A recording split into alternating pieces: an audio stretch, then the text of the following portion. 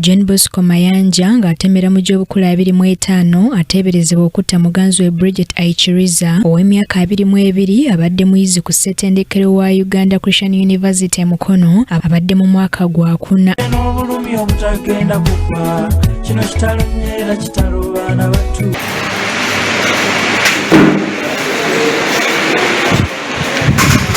Ono ng'asimbiddwa mu kkooti y'eddaala erisookerwako Mukono oludda oluwaabi nga lukulembeddwamu omuwabi wa gavumenti Basajjabala Basiritwa lutegeezezza nti ng'ali wamu ne banne nga baakyalira ku nsiko baamiza Aichiriza omusungu ennaku z'omwezi 8 omwezi oguwedde okusinziira ku luguudo oluva e Mukono okudda e Katosi ku kyalo Luwule mu ggombolola y'e Nakisungu mu disitulikiti y'e Mukono.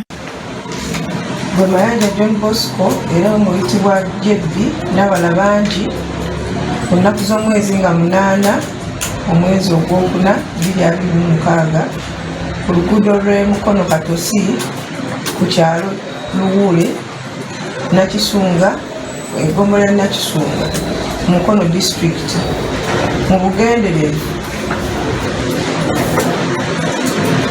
watta Aichiriza Bridget. Omulamuzi Joy Kebirungi ng'onamuganye kubeerako n'ekyayogera mu kkooti olw'omusango ogumuvunaanibwa okubeera ogwa Naggomola oguwulirwa mu kkooti enkulu bw'atyo n'amusindika ku alimanda mu kkomera e Luzira okutuusa ng'ennaku z'omwezi 4 omwezi ogw'omukaaga omwaka guno oluvannyuma lw'oludda oluwaabi nalwo okutegeeza nti okunoonyereza ku kyagenda mu maaso.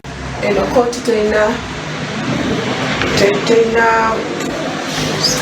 kusaluulira musango gwo era kujja omusango bagusindise ku High Court enkulu. Mayanja kigambibwa nti yasooka kufuna butakkaanya na muganzi we kaakano omugenzi okusinziira ku bbaala emu e Mukono nti era oluvannyuma yamuteeka mu mmotoka n'amutwala kyokka nti oluvannyuma n'akubira omu ku bakozi b'ebbaala eno ng'amutegeeza nga bwe yali afunye akabenje ku luguudo lw'e Katosi.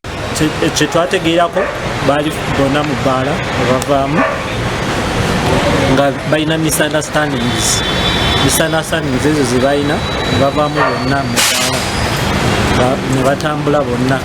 Mayanja wano kigambibwa okuba nti ne banne be yali nabo baakyusa omugenzi ne bamuteeka mu mmotoka endala ne bamuddusa mu ddwaliro e Mukono gye yafiira. Okusinziira ku mwogezi wa poliisi mu Kampala n'emirirwano Rachel Kawala, Mayanja yagenda okukola statement ku poliisi nti kyokka ate wakati mu kukola statement wekyazuulirwa ng'alabika alina ky'amanyi ku nfa ya muganzi we. Mayanja John Bosco omutuuze mu Kisoga Central Cell mu Mukono District. Ono yasooka kutuloopera nti muganzi we era kati omugenzi Aichiriza Bridget nti yafunye akabenje era mu kumuggyako statement ne tulaba nga byayogera tebikwatagana ne tumukwata ne tutandika okunoonyereza ku musango ogw'ettemu. Tutuuseeko mu kifo ewagambibwa okuba nti omugenzi we yafunira akabenje.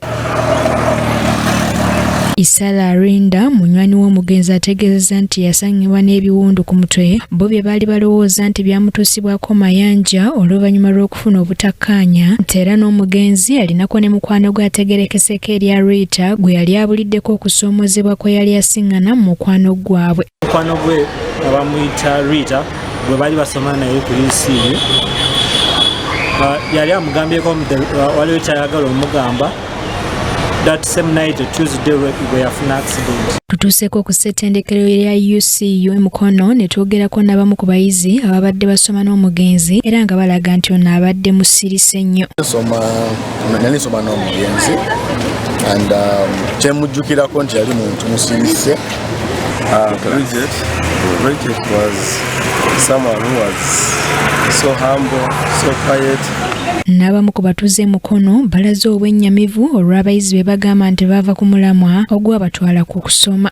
Yava ku kyamuleeta gamba ng'okusoma ate nadda okufuna emikwano egy'abasajja egyamuviiriddeko okuba ng'ava mu bulamu bw'ensi. Bazadde be gye baali bamanyi bamuweereza ku ssomero ate abivuddemu abigaseemu ebirala kumbe. Ne Hajjat Fatuma Ndisaba omubaka wa pulezidenti e Mukono avumiridde ettemu lino. Era tulaba obutemu obugenda mu maaso eri abaana baffe abali mu classes senior 1 to senior 4, senior 4 to senior 6 n'abo abali mu universities. Tufiiriddwa omwana omuwala, omwana abadde ajja okuba obuvunanyizibwa, omwana ow'amateeka agenda okulwanirira eddembe ly'abaana n'abakyala. Alex Miseo yakusakidde eggulire lino ku Rakai TV. Amalindirire.